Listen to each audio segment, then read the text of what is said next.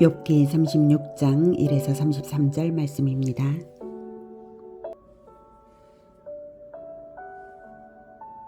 (36장) 엘리후가 말을 이어 이르되 나를 잠깐 용납하라. 내가 그대에게 보이리니 이는 내가 하나님을 위하여 아직도 할 말이 있음이라. 내가 먼 데서 지식을 얻고 나를 지으신 이에게 의를 돌려보내리라. 진실로 내 말은 거짓이 아니라 온전한 지식을 가진 이가 그대와 함께 있느니라. 하나님은 능하시나 아무도 멸시하지 아니하시며 그의 지혜가 무궁하사 악인을 살려두지 아니하시며 고난받는 자에게 공의를 베푸시며 그의 눈을 의인에게서 떼지 아니하시고 그를 왕들과 함께 왕자에 앉히사 영원토록 존귀하게 하시며 혹시 그들이 족쇄에 매이거나 환난의 줄에 얽혔으면 그들의 소행과 악행과 자신들의 교만한 행위를 알게 하시고 그들의 귀를 열어 교훈을 듣게 하시며 명하여 죄악에서 돌이키게 하시나니 만일 그들이 순종하여 섬기면 형통한 날을 보내며 즐거운 해를 지낼 것이요 만일 그들이 순종하지 아니하면 칼에 망하며 지식 없이 죽을 것이니라. 마음이 경건하지 아니한 자들은 분노를 쌓으며 하나님이 속박할지라도 도움을 구하지 아니하나니 그들의 몸은 젊어서 죽으며 그들의 생명은 남창과 함께 있도다.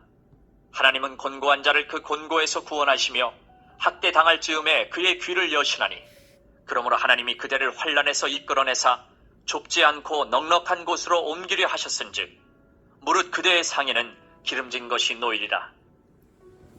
사랑하는 형제 여러분, 12월 18일 저녁 목상에 오신 것을 환영합니다. 32장에서 엘리후가 등장하여서 그의 변증이 계속되고 있습니다. 인간에게는 구원을 위한 절대적인 의가 없죠. 완전한 의인이 있다면 그가 죄인을 대속하고 중보해야만 죄인에게 구원의 소망이 됩니다. 완전한 의인이 죄인을 대속하고 중보해야만 죄인에게는 구원의 소망이 되죠. 그리고 그런 대속자를 하나님이 기다리시는 것임을 엘리후가 말했었습니다. 즉 인간에게는 인간 자신에게는 절대적인 의, 구원을 위한 절대적인 의가 없습니다. 그런데 욥이 자기가 의롭다고 하니 욥이 누군가의 대속물이 될 만한가를 보면 결코 그렇지 못하다는 걸 알 수 있죠. 타인을 위해 대신 고난을 당하기는커녕 이미 욥은 자기가 당하는 고난이 부당하다고 말하고 있으니 그의 의가 완전한 의가 될 수 없음은 명백합니다. 그래서 엘리후는 아직 진노의 때가 이르기 전에 하나님께 합당한 감사와 겸손으로 하나님을 갈구한 것만이 구원의 지혜임을 경고했습니다. 엘리후는 욥의 세 친구들과는 다른 점이 있어요. 욥의 세 친구들은 욥이 죄 때문에 욥이 스스로 자기의 죄 때문에 고통당한다고 속단하고 정죄했지만 엘리후는 욥의 고난을 죄에 대한 심판으로 규정하지는 않았습니다. 엘리후는 욥의 고난을 연단의 과정으로 보고 그 고난 뒤에 감추어진 하나님의 의로우신 뜻과 은총을 시사하고 있는 것이죠. 그리고 인간이라는 존재가 대속과 중보가 필요한 존재임을 근본적으로 대속과 중보가 필요한 존재임을 말한 것, 그리고 하나님이 대속자를 찾으신다는 것을 엘리후가 말했다는 점에서 세 친구들과는 관점의 차이가 큽니다. 그리고 본장에서 엘리후는 자기가 남다른 존재임을 암시하고 있는데요. 3절 보면 내가 먼 데서 지식을 얻고 나를 지으신 이에게 의를 돌려보내리라. 하나님으로부터 지식을 얻은 자라는 의미예요. 먼 데서. 하나님의 의를 나타내기 위해, 그래서 하나님으로부터 지식을 얻었고 하나님의 의를 나타내기 위해 지식을 베풀겠다라고 하는 것이죠. 4절 진실로 내 말은 거짓이 아니라 온전한 지식을 가진 이가 그대와 함께 있느니라. 바로 자기가 온전한 지식을 가진 이라는 말입니다. 엘리후의 말이 37장에서 끝나는데요. 끝난 후에 욥이 아무 항변도 하지 못했고 또 하나님께서 바로 이어서 등장하셨다는 점에서도 엘리후의 변증은 욥을 가르치는 의로운 변증이었음을 나타낸다고 봅니다.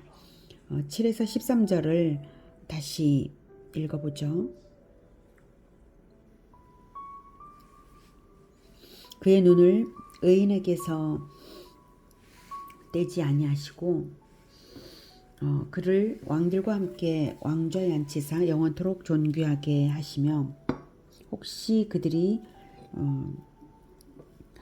족수에 매이거나 환란의 줄에 얽혔으면 그들의 소행과 악행과 자신들의 교만한 행위를 알게 하시고 그들의 귀를 열어 교훈을 듣게 하시며 명하여 죄악에서 돌이키게 하시나니 만일 그들이 순종하여 섬기면 형통한 날을 보내며 즐거운 해를 지낼 것이요 만일 그들이 순종하지 아니하면 칼에 망하여 지식 없이 죽을 것이니라. 마음이 경건하지 아니한 자들은 분노를 쌓으며 하나님이 속박할지라도 도움을 구하지 아니하나니. 네. 자, 의인이라고 할지라도 하나님이 고난을 주시는 이유, 의인이라고 할지라도 그에게 소위 의인에게 하나님께서 고난을 주시는 이유, 그것을 말하고 있어요. 9, 10절을 보면 자신들의 교만한 행위를 알게 하시고 그들의 귀를 열어 교훈을 듣게 하시며 명하여 죄악에서 돌이키게 하시려고 의인일지라도 고난을 주시는 것입니다. 여기서의 의인은 절대적 의인을 말하는 것은 물론 아니에요. 자타가 공인하는 의인이라고 할지라도 교만이 있을 수가 있는데 그것을 돌이키는가를 보시겠다는 것입니다. 결국 고난을 대하는 태도가 어떤가에 따라 결말이 달라져요. 자타가 공인하는 의인이라 할지라도 12절 만일 그들이 순종하지 아니하면 칼에 망하여 지식 없이 죽을 것이니라고 하고 있어요. 고난을 주실 때에 11절 만일 그들이 순종하여 섬기면 10절 그들의 귀를 열어서 교훈을 듣게 되는 것이고 그래서 죄악에서 돌이키게 되므로 형통한 날을 줄 것이다 라고 말씀을 말하고 있습니다. 경건하지 않은 자는 저항하고 분노하며 하나님께 구하지 않음으로써 자기의 악함을 증명하는 것입니다. 그러니 인간의 기준으로 의인이냐 아니냐가 중요한 것이 아니라 자기에게 허락하신 고난을 어떤 태도로 받아들이는가에 하나님의 평가가 달려있다는 것입니다. 그래서 17절부터는 고난 중에 어떤 점을 경계해야 할지를 알려줍니다. 이제는 악인의 받을 벌이 그대에게 가득하였고 심판과 정의가 그대를 잡았나니 그대는 분노하지 않도록 조심하며 많은 뇌물이 그대를 그릇된 길로 가게 할까 조심하라. 그대의 부르짖음이나 그대의 능력이 어찌 능히 그대가 곤고한 가운데에서 그대를 유익하게 하겠느냐. 그대는 밤을 사모하지 말라. 인생들이 밤에 그들이 있는 곳에서 끌려가리라. 삼가 악으로 치우치지 말라. 그대가 환난보다 이것을 택하였느니라. 하나님은 그의 권능으로 높이 계시나니 누가 그같이 교훈을 베풀겠느냐. 누가 그를 위하여 그의 길을 정하였느냐. 누가 말하기를 주께서 불의를 행하셨나이다 할 수 있으랴. 네, 번역이 좀 부자연스럽게 느껴지는데요. 이 18절을 다른 번역으로 보면 우리말 성경에서는 엄청난 분노로 이를 그르치지 않도록 하십시오. 속전을 많이 바친다고 용서받는 것은 아닙니다. 이렇게 되어 있고요. 개역 한글로는 너는 분격함을 인하여 징책을 대적하지 말라. 대속함을 얻을 일이 큰즉 스스로 그릇되게 말지니라. 이렇게 되었어요. 자, 그러니까 속전이나 속죄의 제물이 아니라 고난을 대하는 태도가 결정적으로 중요함을 다시 말한 것이죠. 고난을 받아들이지 않으면서 속죄 제물을 드린다고 해서 그것으로 해결되는 것이 아니라는 말입니다. 그러니까 여기서 뇌물이 그대를 그릇된 길로 가게 할까 조심하라. 이 말은 하나님은 뇌물을 받으시는 분이 아니니까 하나님께 속죄 제물을 많이 드린다고 해서 너의 고난이 해결되는 건 아니다. 이런 뜻이죠. 네. 자, 그래서 중요한 것은 분노하면서 속죄 제물을 드린다면 마치 하나님께 뇌물을 바치면서 바치는 그런 잘못과 같다. 이런 의미로도 해석이 되겠습니다. 자, 그다음 19절. 그대의 부르짖음이나 그대의 능력이 어찌 능히 그대가 곤고한 가운데서 그대를 유익하게 하겠느냐. 네, 인본주의적인 방법으로 고난을 회피할 수도 없다는 것입니다. 화를 내면서 속죄 제물을 드리는 것도 잘못이지만 그것과 마찬가지로 하나님의 뜻에 순종하지 않고 다른 것을 의지하는 것, 인간적인 방법을 의지하는 것은 효과가 없다. 너희 능력을 의지해도 효과가 없다 이거죠. 하나님이 고난을 주시기로 뜻하신 바에는 그분의 뜻에 순응하는 것 외에는 방법이 없다 라고 말하고 있습니다. 20절 그대는 밤을 사모하지 말라. 인생들이 밤에 그들이 있는 곳에서 끌려가리라. 이 말은 여기서 밤은 죽음을 의미해요. 고난을 회피하기 위해서 죽음을 동정하지도 말라라고 하는 것이죠. 이 부분 번역은 개역 한글판이 좀 더 나은 것 같아요. 개역 한글판 너는 밤 곧 인생이 자기 곳에서 제함을 받는 때를 사모하지 말 것이니라 이렇게 말하고 있습니다. 21, 22절 삼가 악으로 치우치지 말라. 그대가 환난보다 이것을 택하였느니라. 하나님은 그의 권능으로 높이 계시나니 누가 그같이 교훈을 베풀겠느냐. 네, 이 부분은 쉬운 성경으로 보면 더 이상 죄를 짓지 마십시오. 괴롭다고 하나님을 대적하다니요. 보십시오. 하나님은 정말 높고 존귀하십니다. 누가 그분과 같은 스승이 될 수 있겠습니까? 이렇게 하고 있습니다. 이 고난에 대해 화를 내면 고난을 통해 깨달음을 주시는 하나님을 대적함으로써 그 교훈은 물론 하나님을 대적하는 더 큰 죄악에 빠지는 꼴이라는 경고죠. 23절 누가 그를 위하여 그의 길을 정하였느냐. 누가 말하기를 주께서 불의를 행하셨나이다 할 수 있으랴. 네. 하나님은 인간을 지도하시는 완전한 교사이시기 때문에 그분이 행하시는 일은 결코 그릇된 것이 없습니다. 그러므로 인간이 아무리 의롭다 해도 하나님을 불의하다고 할 수 있는 자는 없는 것입니다. 24절부터 그대는 하나님께서 하신 일을 기억하고 높이라. 잊지 말지니라. 인생이 그의 일을 찬송하였느니라. 그의 일을 모든 사람이 우러러보나니 먼 데서도 보느니라. 하나님은 높으시니 우리가 그를 알 수 없고 그의 햇수를 헤아릴 수 없느니라. 그가 물방울을 가늘게 하시며 빗방울이 증발하여 안개가 되게 하시도다. 그것이 구름에서 내려 많은 사람에게 쏟아지느니라. 겹겹이 쌓인 구름과 그의 장막의 우레소리를 누가 능히 깨달으랴.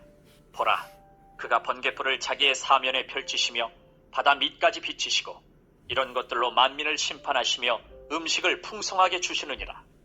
그가 번갯불을 손바닥 안에 넣으시고 그가 번갯불을 명령하사 관역을 치시도다. 그의 우레가 다가오는 풍우를 알려주니 가축들도 그 다가옴을 아느니라. 네, 하나님의 의가 완전하시다는 것을 자연을 완전하게 섭리하시는 것으로서 논증합니다.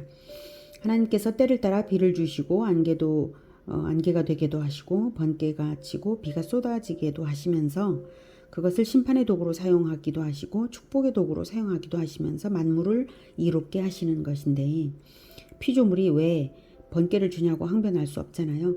그러니 개인에게 허락하신 고난에 대해서도 마찬가지라는 뜻이죠. 오히려 가축들은 하나님이 우리를 바라시면 풍요가 있을 것을 아는데 고난을 주실 때 교훈을 주실 줄을 왜 모르냐 이것입니다. 인간이 왜 교훈을 받으려 들지 않고 의로움도 없고 피조물인 주제에 저항을 하려느냐 이런 뜻이죠. 오늘은 제 아무리 의로운 자라 할지라도 고난을 대하는 태도가 바로 순종이 아니라면 하나님을 대적하는 악이 된다는 것을 배웠습니다. 인간적인 의가 중요한 것이 아니라 인간적인 의보다 더 중요한 것은 고난을 받아들이는 자세입니다. 고난을 받는 태도, 이것이 인간적인 의로움보다 중요합니다. 그래서 십자가가 진리인 것입니다. 자기의 의를 주장하려는 마음을 완전히 버리고 오직 하나님께서 주시는 고난을 기꺼이 받아들일 줄 아는 우리 모두가 되기를 기원합니다. 기도하겠습니다. 하나님, 우리는 의가 없습니다. 그런데도 고난을 받기 싫어합니다. 고난을 당할 때에 내가 왜 이런 고난을 당해야 되는지 이유를 알 수 없다고 생각합니다. 하나님, 우리가 이유를 알 수 없을지라도 하나님께서 고난을 주실 때에는 선하신 의도가 있다는 것을 믿고 순종할 수 있도록 주님 우리를 도와주시옵소서. 하나님께서는 우리에게 가장 좋은 것을 주시는 줄 믿습니다. 주님, 우리를 도우사 십자가 정신, 우리 주 예수님처럼 모든 고난을 저항 없이 받아들이면서 하나님께 올려드려서